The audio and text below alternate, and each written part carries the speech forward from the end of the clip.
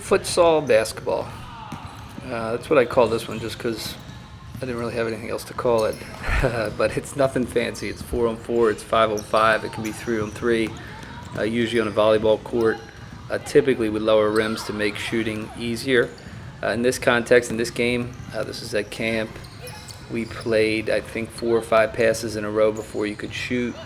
And depending on the group, you could limit to 1 dribble, limit to 2 dribbles, or don't limit the dribbles, depending on the level of play.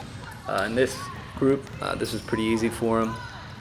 But naturally, there's a lot going on. It's a small window of space, and it's really the same idea as futsal. I mean, in futsal, you're increasing touches, you're increases in opportunities to make tighter passes, to run around a little bit and still have some fun. I found that kids always love playing on lower rims, and I believe it makes them better overall. It enables them to shoot from further out, develop touch, and any number of things, and most of all, it's fun. But the main purpose of this, in this context, is just ball handling, decision making, passing. If you want kids to dribble a little bit more, you give them the chance to have the ball for 5 seconds. You could limit it to 5 seconds. You could limit it to 2 seconds. You could limit it to 3 seconds. And then what we try to do is play games to 2 baskets and then reset the score and make a series out of it and make it fun.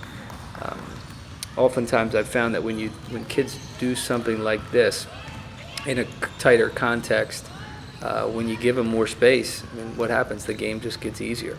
So it's nothing fancy. It looks chaotic.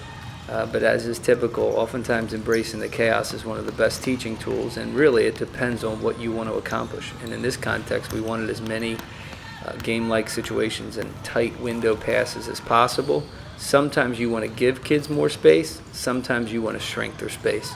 And in this instance, this is exactly what we did. So there's a number of parallels. Not everyone has volleyball courts, but there are ways to use things like this, play half-court ball, bring in another basket, any number of things where you can shrink space, increase repetitions that are meaningful, and most of all have some fun.